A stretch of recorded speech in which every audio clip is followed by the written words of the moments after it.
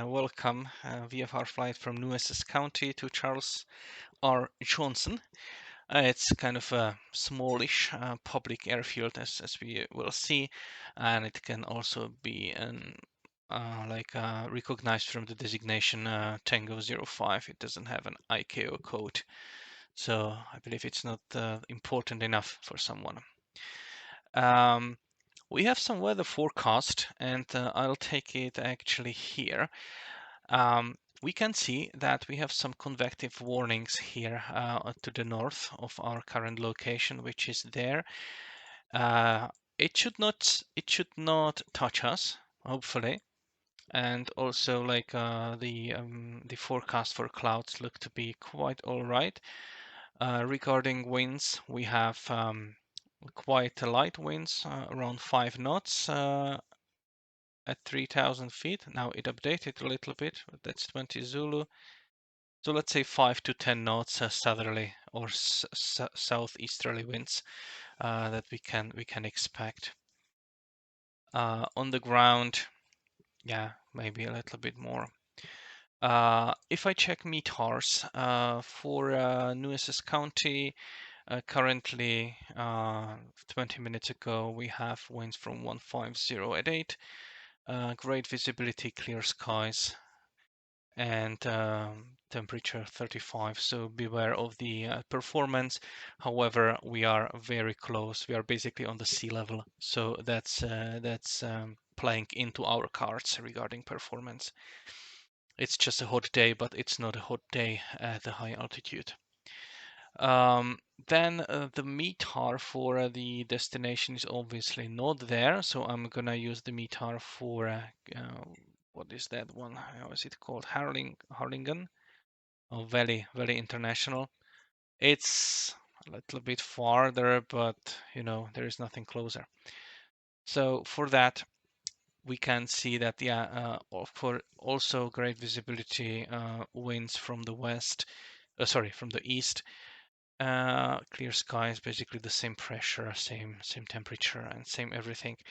So let's say that we're gonna count with winds from the east and here southeast. That's basically all for the weather. I don't think that there is any risk waiting us. So let's move forward. The departure airport, this is it. If the winds are from 150, then basically we will use runway, which one is it? 13? Yeah, 13.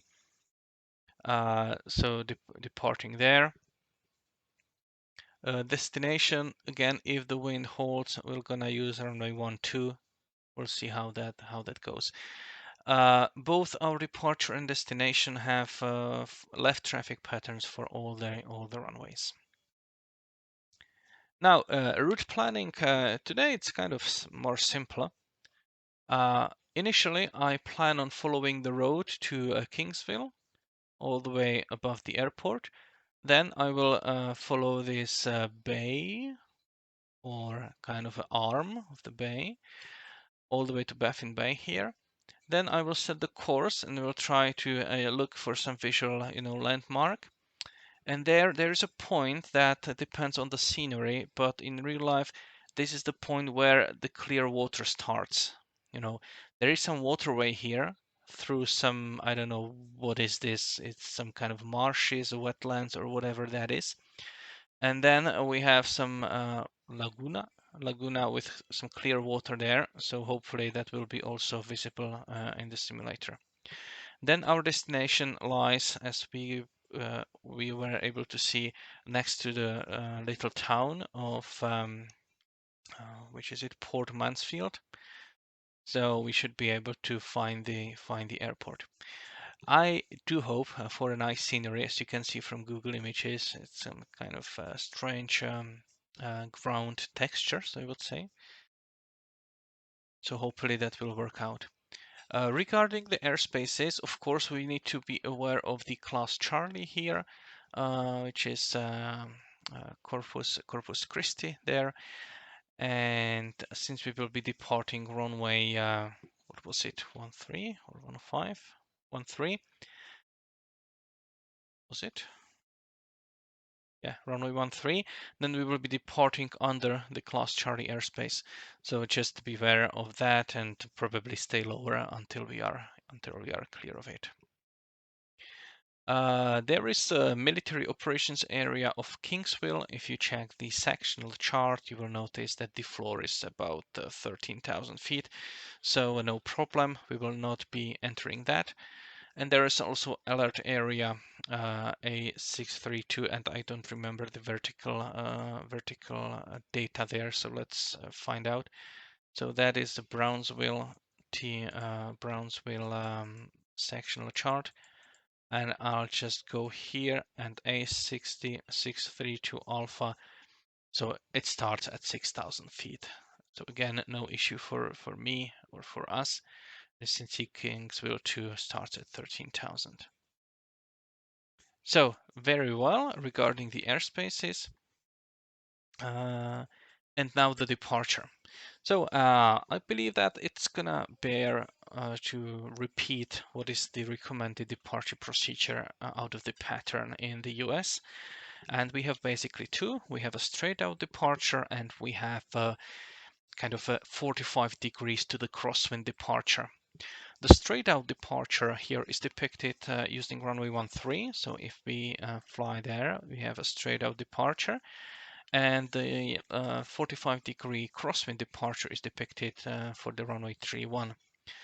So let me start with the straight out. As you might know, the traffic pattern altitude is usually 1,000 feet above the elevation of the field. In this case, it's going to be 1,000 feet exactly. And then what we consider kind of a safe altitude above the traffic pattern is 500 feet at least. If there is an airport, or if it is an airport with expected, or where you can expect some turbine traffic or fast aircraft traffic, then and those have like a standard traffic pattern altitude at 1,500 feet. So in that case, our safe altitude above the traffic pattern would be 2,000. So 500 feet above this traffic pattern altitude of the jets. However, I don't expect any high performance aircraft at this airport, so I will consider the safe altitude to be 1,500 feet above the elevation. So what it means for our departure. So straight out departure means that we maintain runway heading all the way to that safe altitude, and then we can turn whatever and whichever way we want. I depicted here that we will turn towards our track, that we planned. However, you are free to kind of circle above the airport to get a first navigation fix and then, continue. That's up to you. So that would be a straight out departure. The crosswind departure, 45 degrees to the crosswind, it's kind of the same.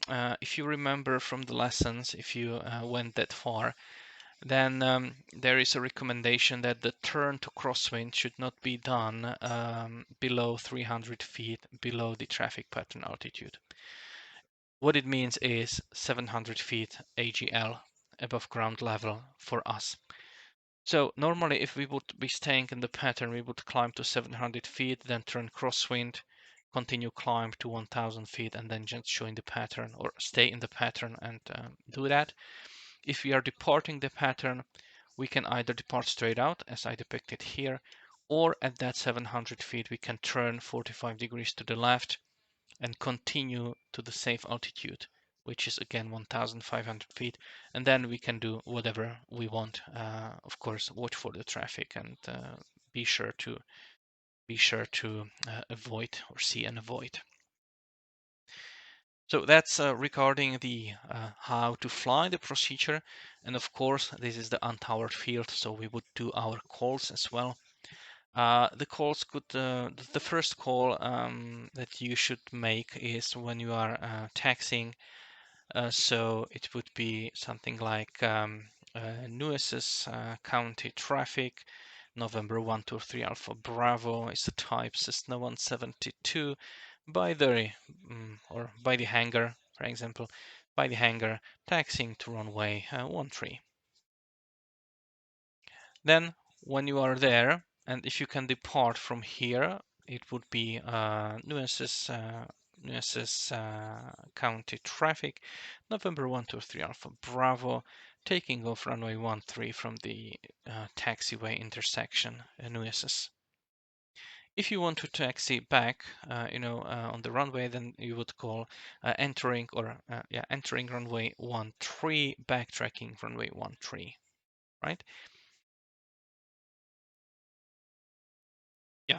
Then when you take off and you are at the safe altitude, you can see that you can say that you are departing the pattern at 1,500 feet and turning south, for example. And you can say also that climbing to 3,000 and final call. So Nueces traffic, November 123 Alpha Bravo, leaving the pattern at 1,500 feet, heading south, climbing to 3,000, final call. Nueces. So that would be the departure.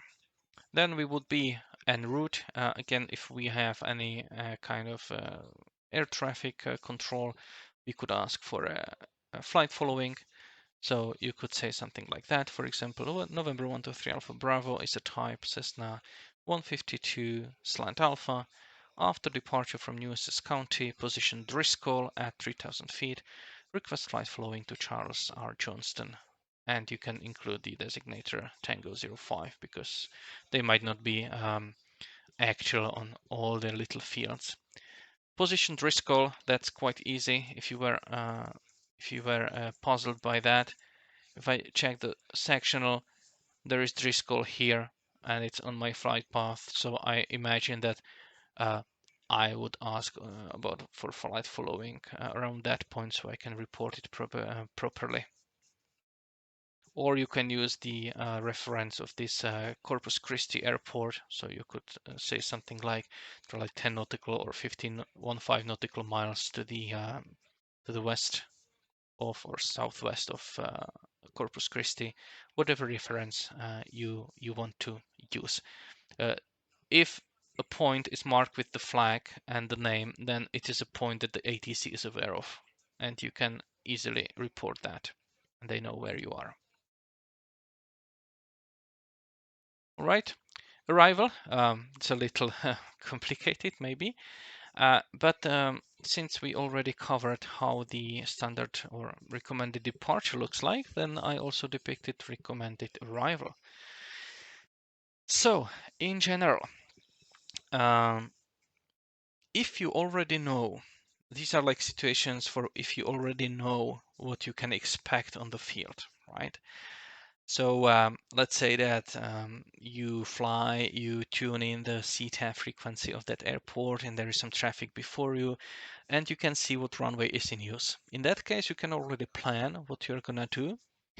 And if at all possible, the recommended procedure to join the pattern is at 45-degree, again, 45-degree angle, to the downwind leg from the live side of the pattern.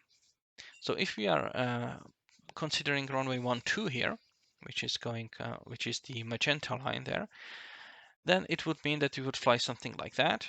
Then you would join the downwind. Already you would be at pattern altitude at this point.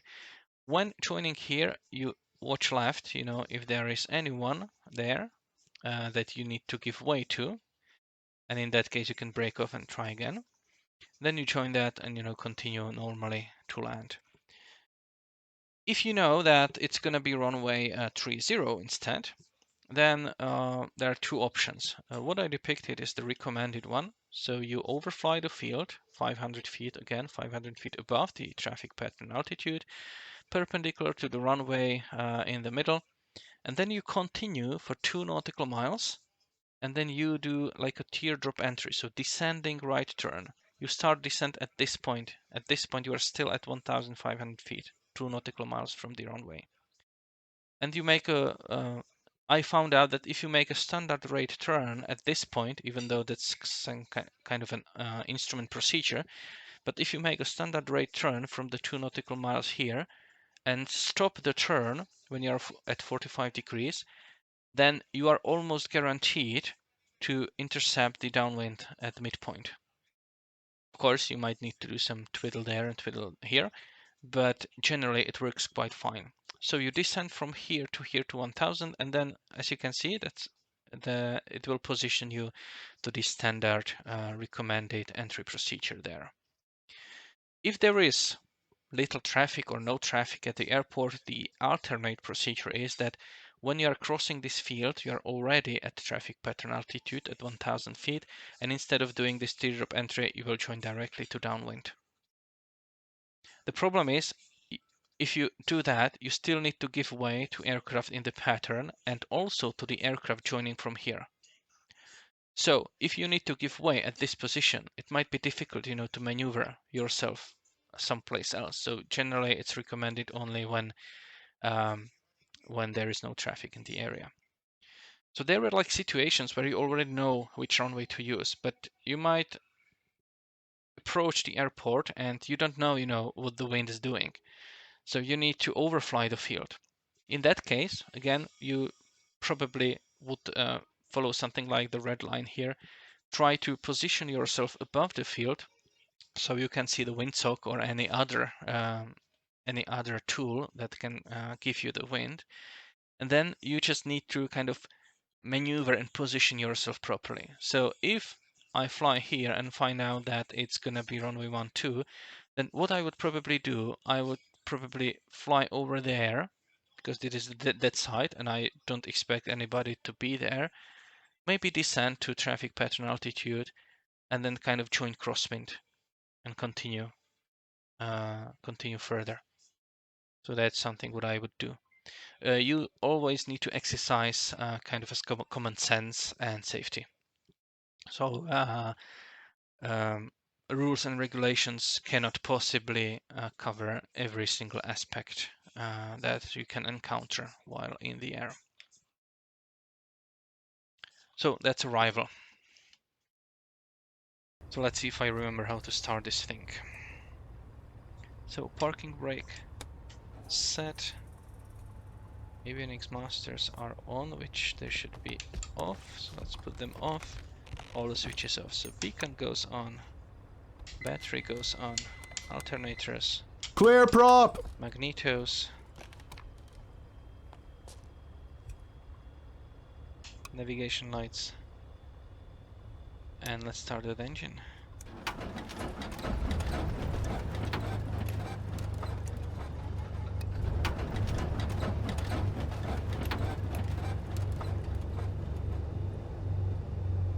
It's kind of loud.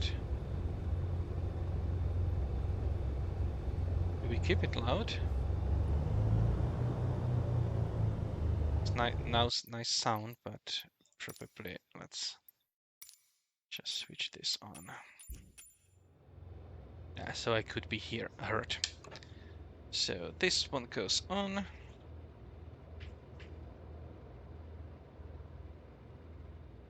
While I'm there, let's check the flight controls.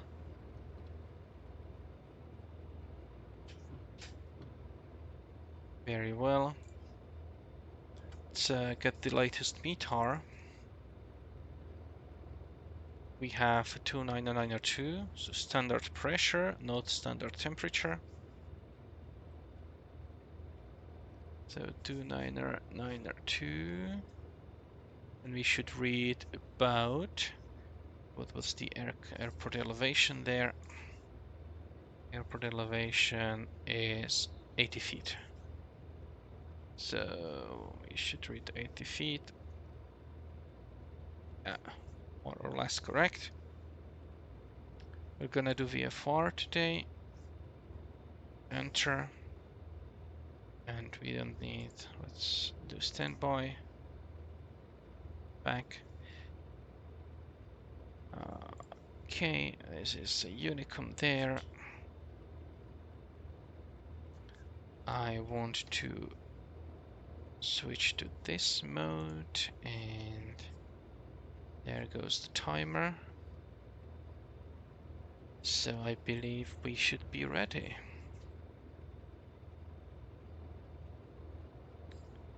So the winds from 160, so we're gonna use runway 13. And since it's quite a hot day, I'm gonna backtrack. To be safe. Safer. Upon departure,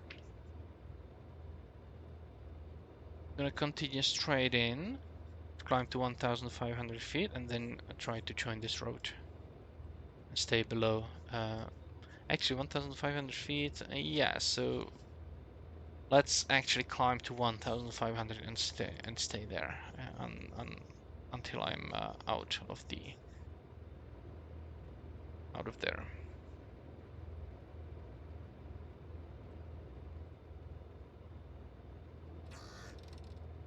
Okay.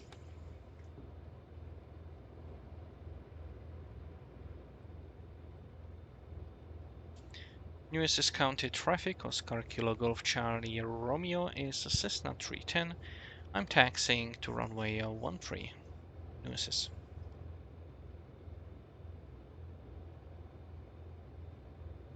Let's put the taxi lights on.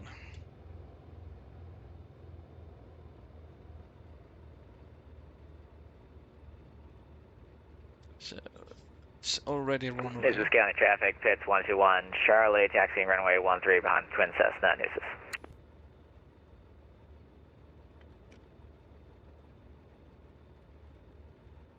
Nueces County traffic, Oscar Kilo Golf Charlie Romeo entering and backtracking runway 13, Nueces.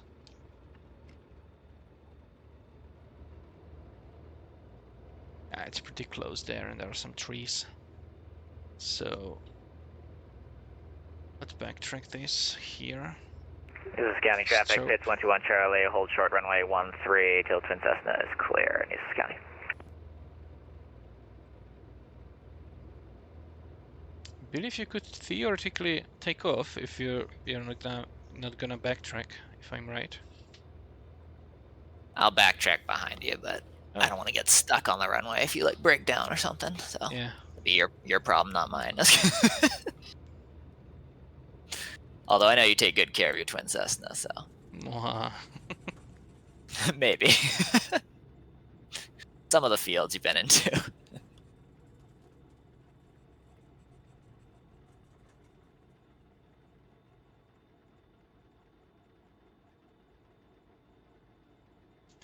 Nueces County traffic, Oscar Kilo Golf Charlie Romeo vacated runway 13.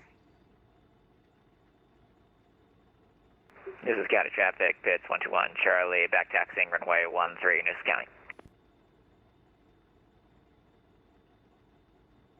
Alright, so it's time for a run up here. So just gonna turn here.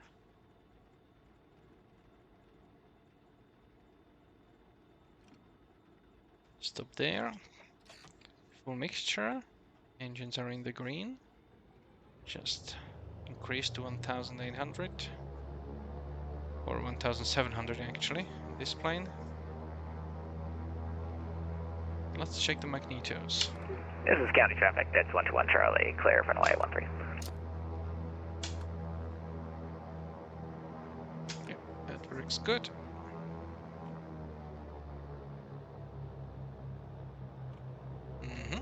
Everything looks great.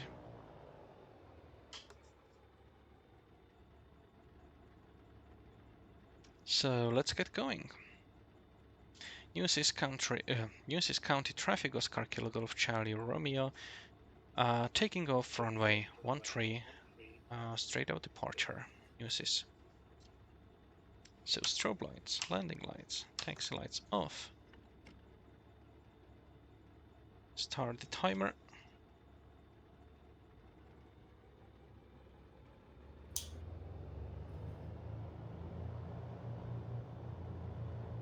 Nothing going on there. Flaps are 0. Let's do flaps 1, takeoff. Takeoff trim.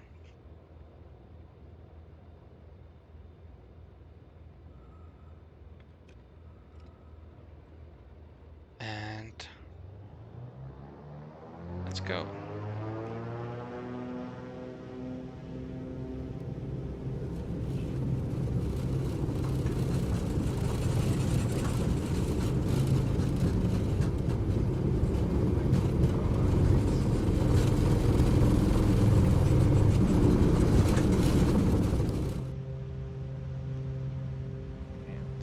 speed, brakes, and gear goes up.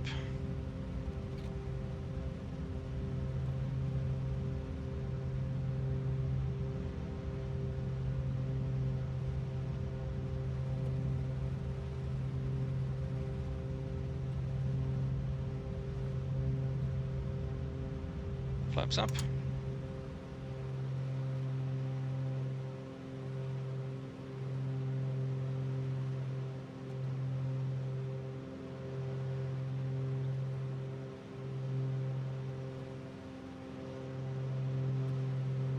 Nueces County traffic, pits 121, Charlie, taking off runway 13, south departure, below 1,500, Nueces County.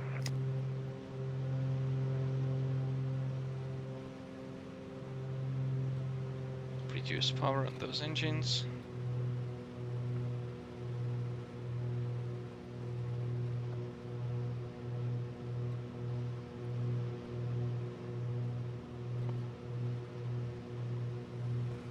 Nueces County traffic, Oscar Kilo Golf Charlie Romeo, leaving the pattern and turning to the south. Current altitude 1,500 feet. Nueces.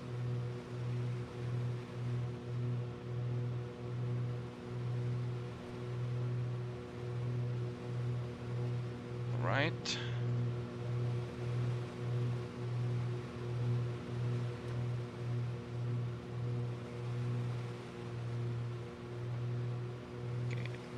So that is the road that I need to follow.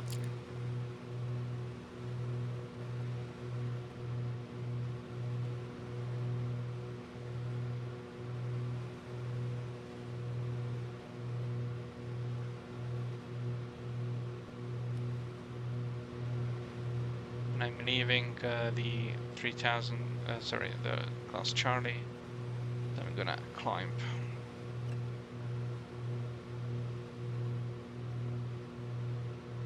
We are 3 minutes into the flight.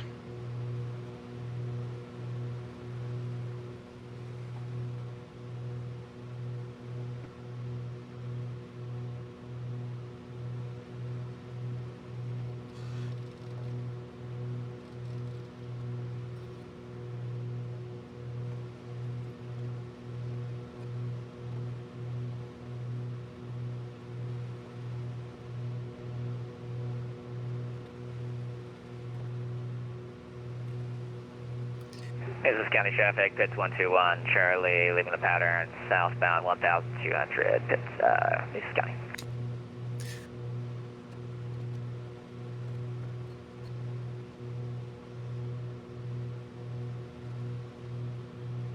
Can turn off the pumps there. Landing lights can go off as well.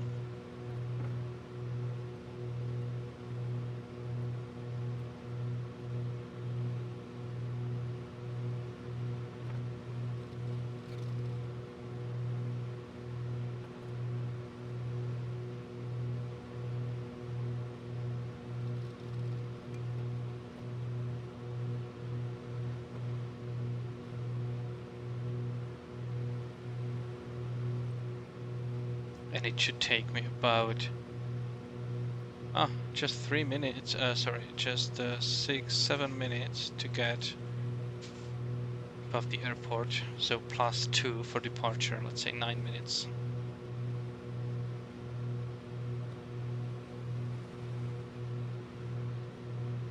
Right, that's 3,000 feet. Let's level out and gain some speed.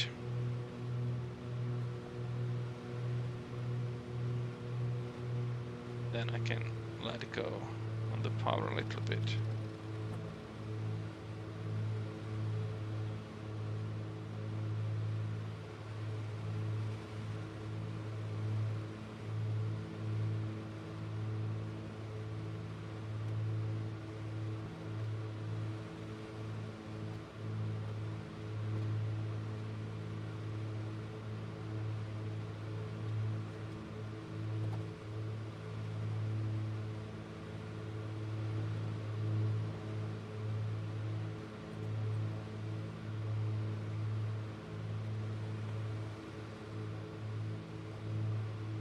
Right, let's check the map.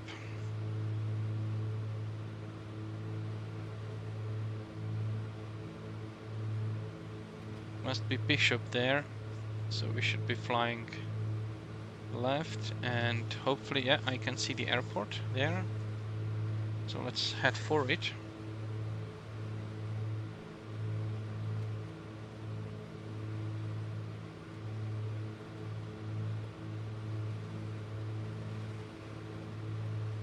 And when we pass that airport, it's gonna be 142. I'll prepare myself there. 142.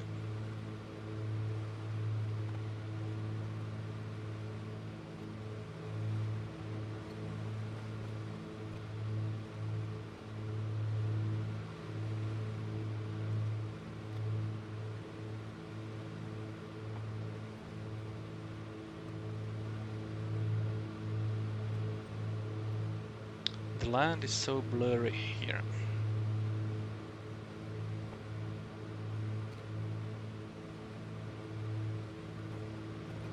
Joshua, how is it for you regarding like a terrain and scenery? It seems to me that the longer I fly, you know, here in the simulator, the worse the scenery is. This one's a little bit lacking. The scenery here is pretty muddy, for lack of a better word, a little bit more pixelated. Not Yeah. as impressive. Yeah, it's kind of, I don't know, blurry, I would say. Yeah, it's not that great out here. Yeah, I forgot to mention the class delta around this airfield I'm approaching. Yes, I'm trying to dodge that right now. I'm overflying it because it goes to 2500. So the tower always likes to see, you know, the aircraft crossing 500 feet above their airspace. Yep. You mean not 1 foot? Come on. Technically 2,501. Fine. That's how accurate this barometer is. Yeah, of course. But it's a hot day, so it'll probably a little bit, you know, higher than your altimeter indicates.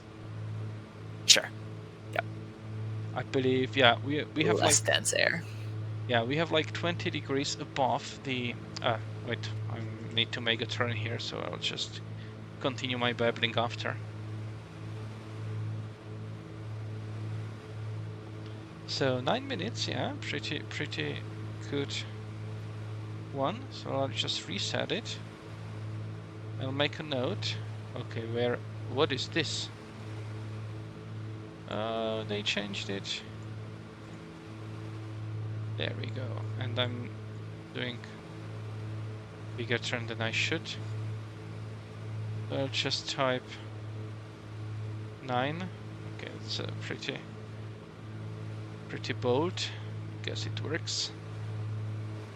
And now we continue basically straight down here. So regarding altitude, I believe that it's 4 feet per each degree of Celsius per 1,000 feet, right?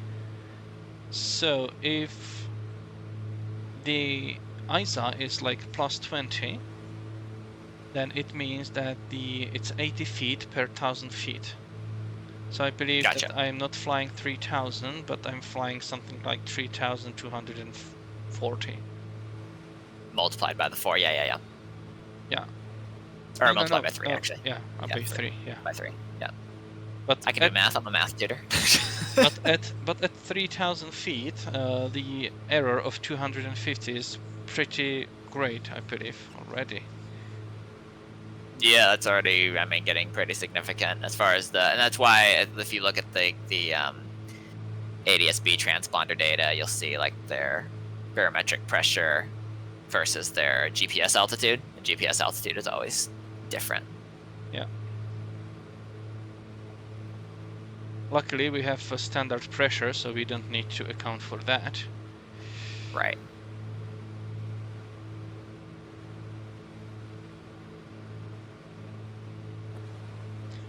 For inches, I believe it's 10 feet per each hundredth of an inch. Like a difference. That's for the inches of mercury, right? Yes, inches of mercury, yes. Yeah, that makes sense.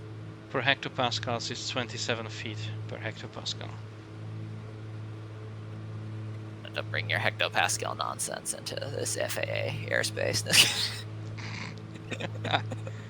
Yeah, unfortunately, When did it start? I need to think in hectopascals. You just took off about maybe like 15 minutes, yeah? But the briefing started 50 minutes ago.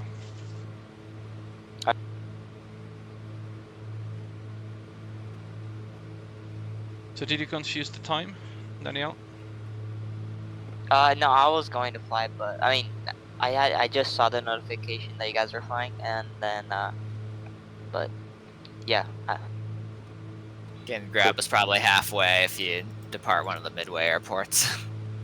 Nah, you guys can continue. Go ahead.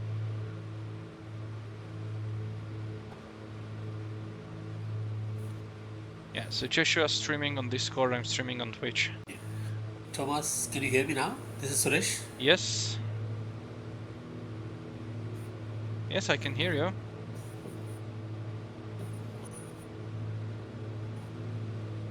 Okay, I think I finally figured out my my microphone. Well, Very I'm just good. watching you right now, but thank you. Okay, I had some problem with my. Yeah. I'm glad it's fixed.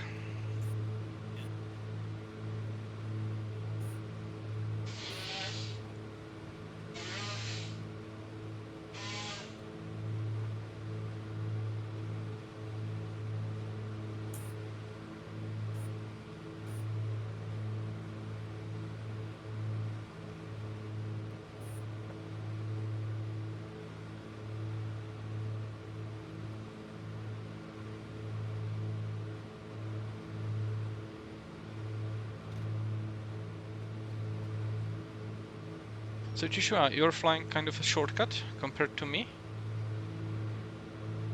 Yeah, I just basically took the direct path. I think it's 166 degrees basically.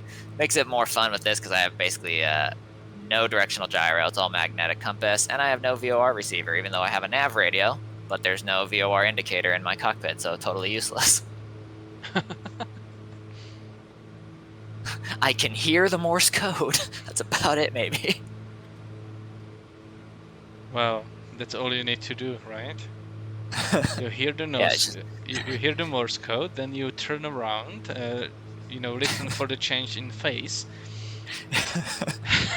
if it gets fainter and it's farther away, it's like the old airways in the U.S. where you would listen to the two tones. Yes. If you were off course, you'd hear one versus the other, and if it's a solid tone, you know you're on track. That's crazy. So ingenious, but really old technology.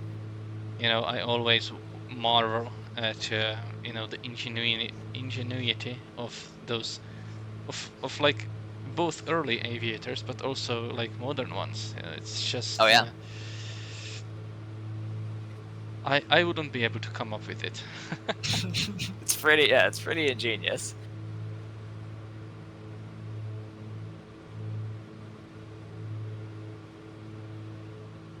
Reminds me of the scene, if you've ever seen the movie Apollo 13, when they're trying to figure out how to get them back, and they have the engineers in the little office room. They're like, okay, here's what they have. It's like the duct tape or whatever, and the pipes. Got to fit a square peg into a round hole. Yeah, that's crazy. They come up with it.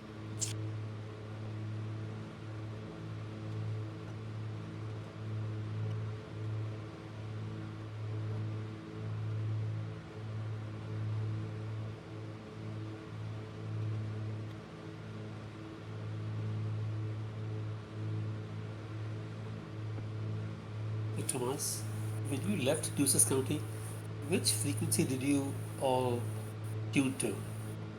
We are on VATSIM, so Unicom. Good old 122.8. Yes. Unicom, okay, thanks. I saw something the other day that there's that VATSIM group. What is it? Forget the name of it. It's that Virtual Flying Club, Virtual USA Flying Club. That's what it was. They actually got a waiver from the head of VATSIM that they use the actual frequencies at their airports, the actual CTAF frequencies, just for their events, though. But I thought that was interesting. That's good. That's also why I liked, when I was trying out Pilot Edge. Because that's the same. You need to use the proper CTAF there. Yeah, it's a minor thing, but it does add just something else to have to think about. Yeah. I was often wondering why they don't do that. Then they don't use that on VATSIM as well. But it would be difficult, to determine the frequency for those. Well, actually, it wouldn't be. For the towered fields, they could use just the tower frequency, right? Right. Yeah. That's usually the CTAF. So now there are cases where you have multiple tower frequencies, and then one of them is declared as the CTAF. But yeah. So it would be possible. For example, in Europe, you don't have tower frequencies, declared as CTAF. At least, basically, well, maybe you do, but not on the airports that have like 24/7 service. Right. Yeah. So I mean, there's a little bit of VATSIM-isms, I guess. But probably, you would use tower frequency as a CTAF, yeah. The problem with that is that majority of the people would not be able to find, what frequency to use. Correct, which may or may not be a problem in its own thing to solve, but yeah. But it would be nice, to have it like that, because then you would not be bothered with calls of someone who's not flying, right. You fly. It's like someplace else. Yeah. Even Pilot Edge has that issue though as well, where you're gonna hear calls where other people are flying. So, but not on the CTAF. Yeah, that's the problem, because if one person is manning multiple frequencies, they usually combine it all together, so you don't step, over someone. Yeah, well, how would you know, right? Yeah. And also, how would you deal with the Unicom kind of in the air, right? That's around airports. That's pretty simple to establish, but then you have the en route portion. Right. How the heck would you do that? I have no idea. Scenery here is not as bad. It's a little bit more interesting, at least, out the window. It's a little bit more like beachy and stuff. It's still a little muddy, but at least it's more visually interesting. Yeah, but what I don't like is that you actually can see like blue water everywhere, even in those areas that are like dotted on the section. Yeah, clearly the data here is a little bit more FSX feeling.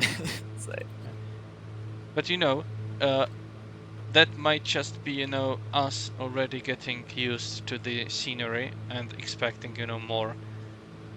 Right. If we started FSX and then you started this one, then you would basically. Oh yeah, night and day difference. It was just okay. What am I complaining about, right? Yeah. No, and I didn't start my transponder. Okay. Hey. Now it's on. Hey, Thomas, one more question for you. Yep.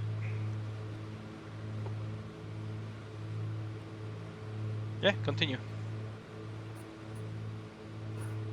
So I'm on Discord and I'm also watching a Twitch stream and I'm getting an echo. Where are you guys talking?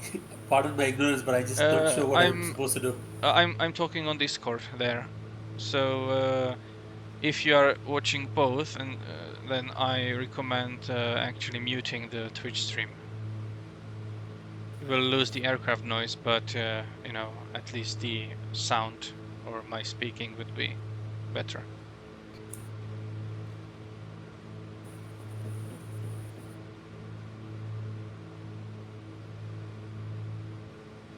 Okay, so now I did mute the Twitch stream, but I cannot hear anything. Testing. You can hear. Can you hear us? I don't know if you heard what I just said. Yes, we hear you.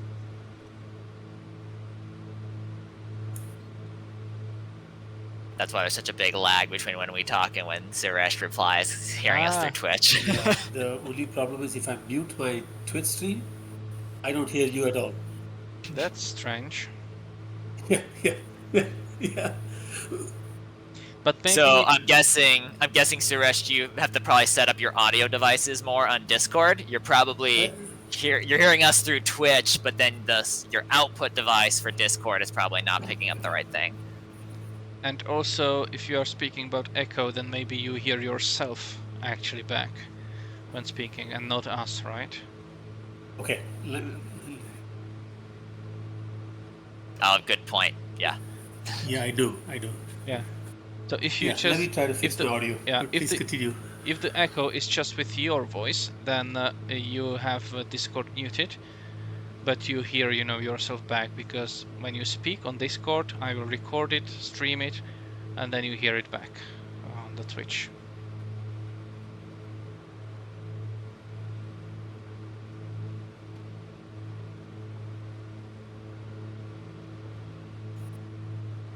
Okay, let me try. It always amuses me in the pit's cockpit that my fuel gauge is literally just a tube with fuel inside of it. The fuel level gets lower inside the tube as I fly. But that's actually better, you know, because you can actually see. There it is. There's the fuel. It's not like some needle only. Right. So I need to get my bearings there, because since there is water everywhere and there should not be, then I need to identify some islands there. I believe I did, so...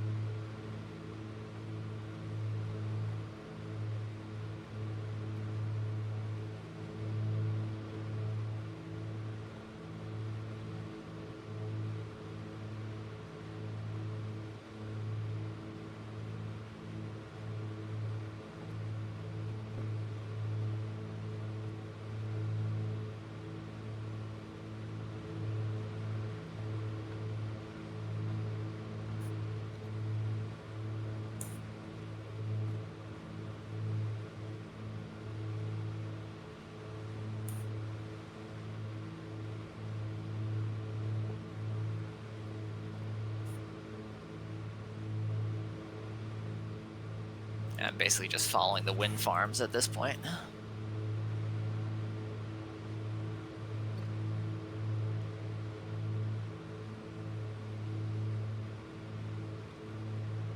Yeah, it's very badly visible though.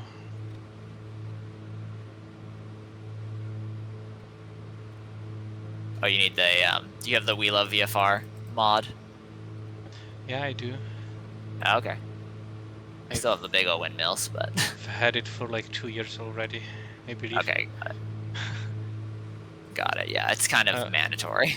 Oh wait, I started flying 2 years ago here again in MSFS, so probably just a year and a half. Yeah, it's pretty much mandatory for VFR flying. It should really be default, but... Yeah.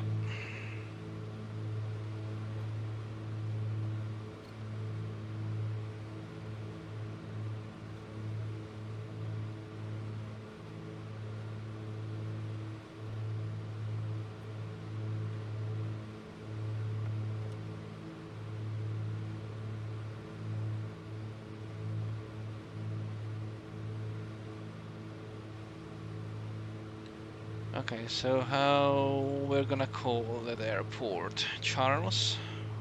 Charles traffic? Sure. I guess it's acceptable, I think. Or you could be not cool and say Tango 05, but... Tango 05 traffic. You know, but In this case, It it would worked. actually work. Like, it works. It's Yeah. just, they're like definitely not a local. Yeah, but it works better, you know, than if you have a full ICAO code. Hmm. Kilo Romeo Bravo Oscar traffic. No. Yeah, so there's something about 4 letters. There's just too many.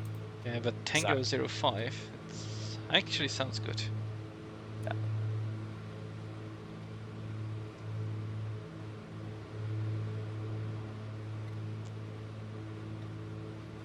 We are almost in Mexico. Next time, Yep. we're gonna touch the border. Hey, yeah, you came this far. Yeah, you gotta.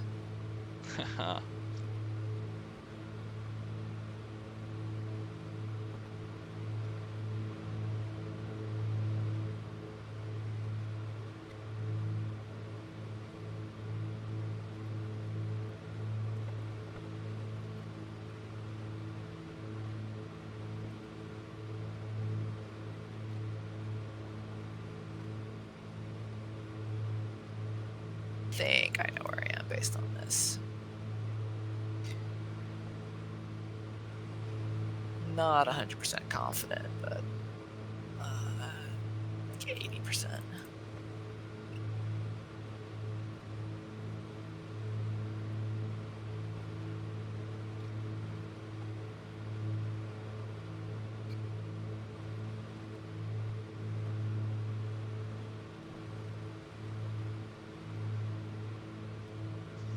Charles traffic, Oscar Kilo Golf Charlie Romeo, twin Cessna, Cessna 310, about 8 miles to the north at 3,300 feet on QNH 29902.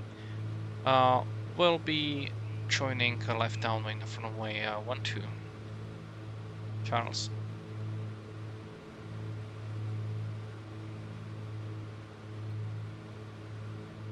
Does it have runway 12? They do have runway 12, yeah. Okay. You did not make that up.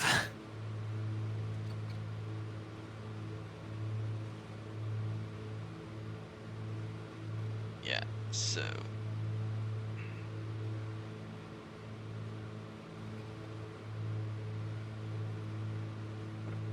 So town is not visible from here.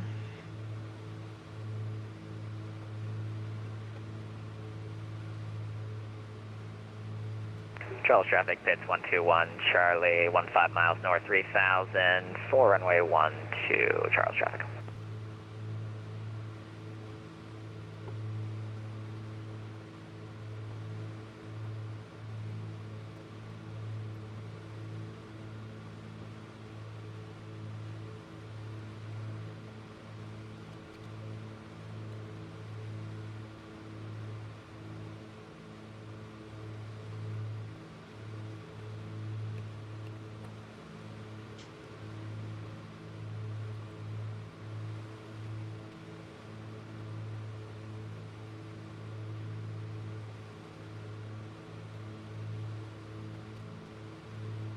I believe I see the town.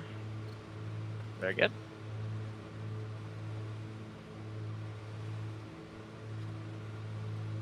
And I know the relative position of the runway from the town.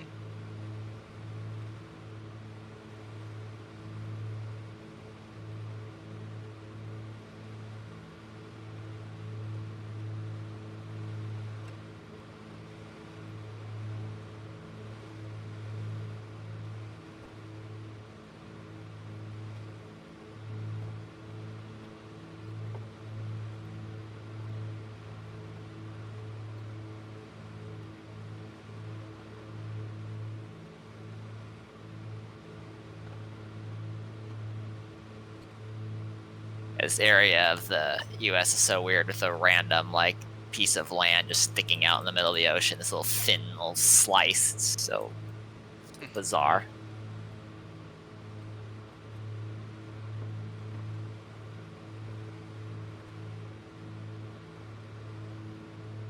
Okay, I see some strange beacon at the position where it shouldn't be.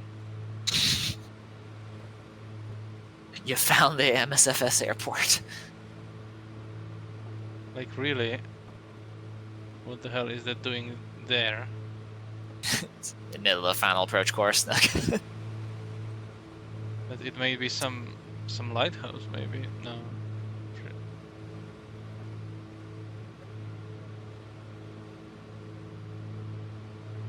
Actually, I believe it is the wrong way. Oh my. Completely at the wrong position there. It's much closer to the city than I thought it was. Let's just break off there. Try to approach it again.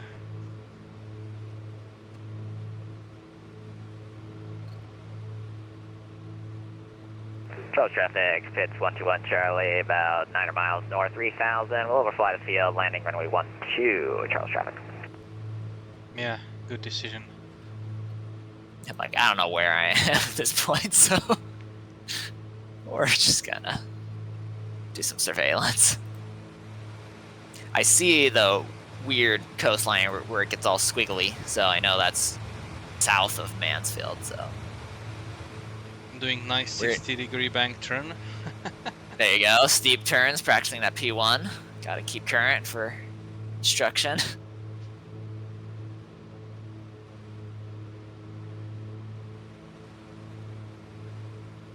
Charles traffic, Oscar Kilo Golf Charlie Romeo, turning left downwind runway 12, Charles.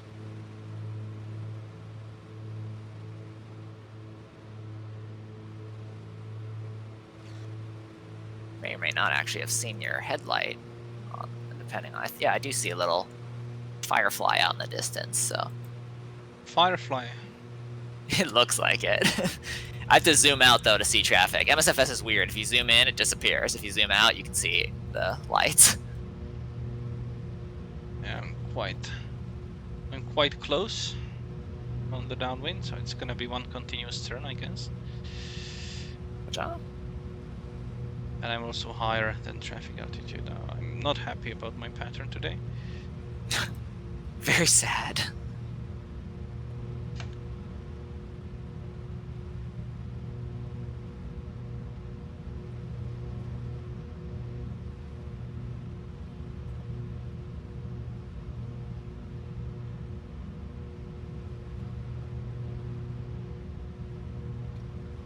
Charles traffic, Oscar Kilo Golf Charlie Romeo turning base, left base runway 12, Charles.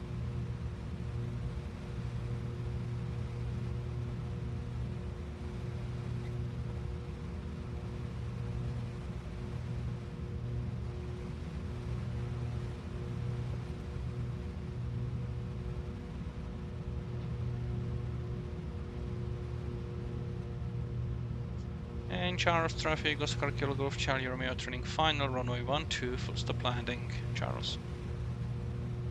Charles traffic, Pitts 121 Charlie, 3 miles east over the shoreline, 3000. We'll circle overhead and enter a left downwind for 12, Charles traffic.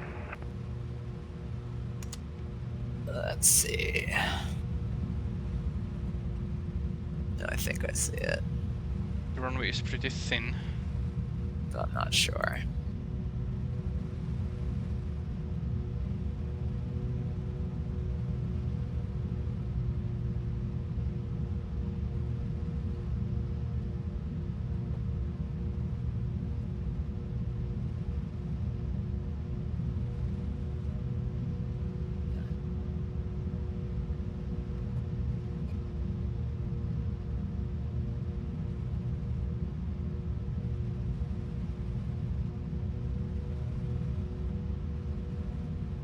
Oh, I'm right on top of it. There it is. I see it.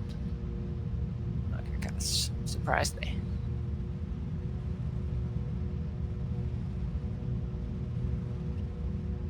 Charles traffic, Pitts 121 Charlie, directly over the field, 3000.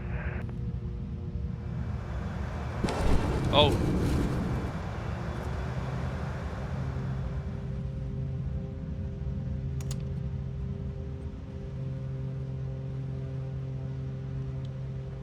That was not good. Is that a go around I see? Yeah. Charles traffic, Oscar Kilo Golf Charlie Romeo, going around runway 12, Charles. Charles traffic, Pitts 121 Charlie has the Cessna going around in sight. I'll maneuver over the shoreline to the northeast and send out 3000 for pattern altitude Charles traffic. Charles traffic, Oscar Kilo Golf Charlie Romeo, turning left, crosswind runway 12, Charles. It's like right on the coastline. I did not expect it to be that close to the beach.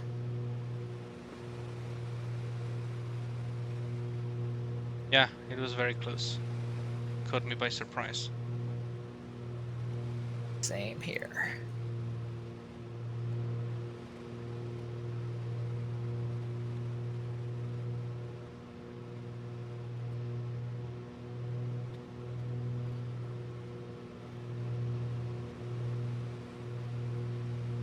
Charles traffic, Oscar Kilo Golf Charlie Romeo, turning left left downwind, runway 12, Charles. Charles traffic pits 121 Charlie. About 4 miles to the northeast now, out of 2,200 for 1,000, has the traffic turning downwind in sight. Charles traffic.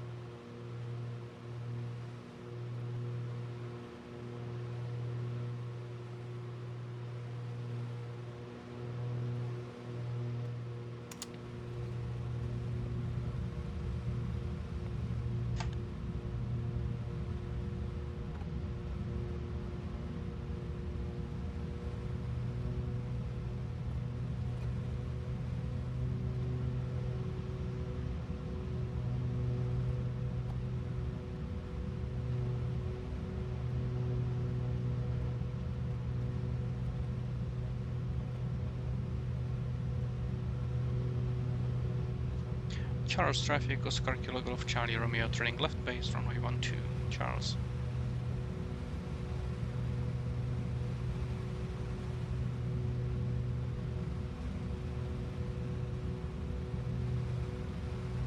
Charles traffic pits 121 Charlie, turning left downwind runway 12 for full stop, Charles. Joshua, have you already landed or what? Negative. I'm maneuvering for left downwind.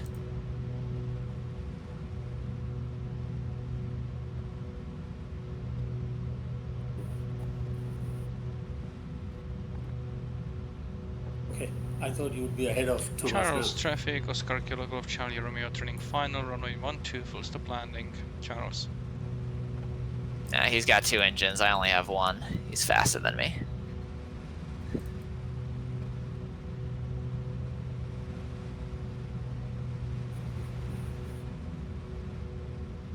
Good point.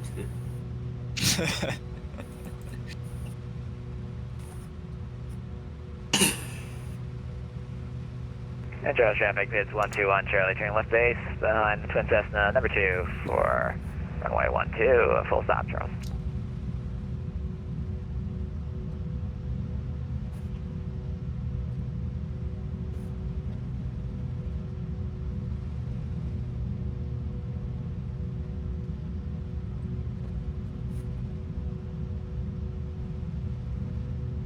Ugh. Turbulence.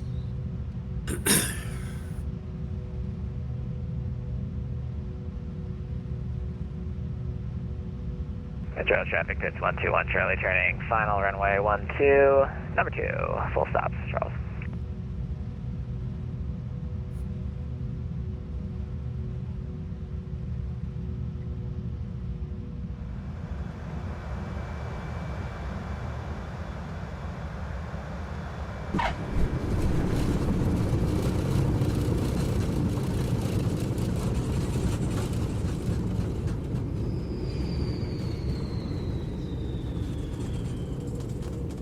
It seems I have forgotten how to land this thing.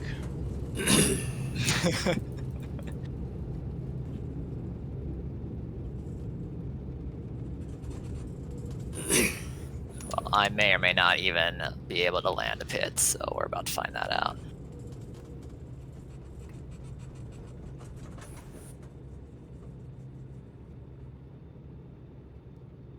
And Charles traffic pits 121, Charlie short final, runway 12, full stop, Thomas, you Charles. took a week off, right? For the T-road flight? Maybe that's why.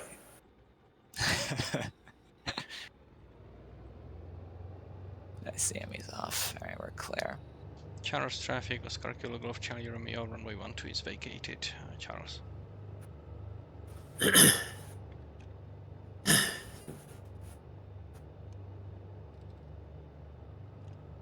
don't even see you. Yeah, you're on the ground, right? Almost. Not yet. And even if when I am on the ground, the pit's never is done flying until its engine is off. Disaster can strike at any moment.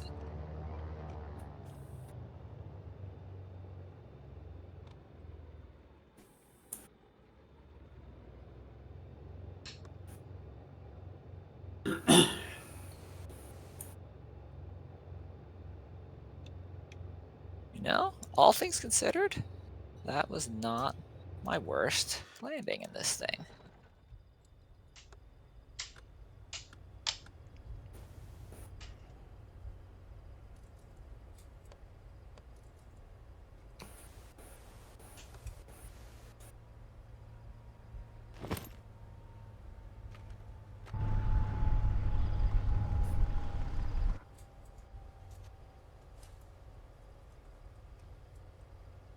Alright, that was a proper slam the first time around.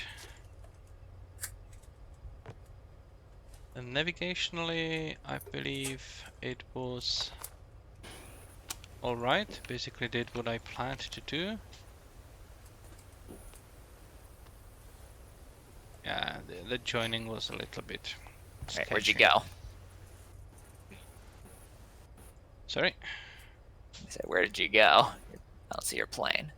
You don't see my plane? No. I see your plane, but it's standing. Huh. I'm like right in front of you. That's weird. Did it just... Oh, that's so weird. I'm just gonna try to refresh the models for some reason. It's not showing up. I don't even show you on a little nav map, which means it's not rendering for me. Alright. What are you doing, weird plane? See you next time.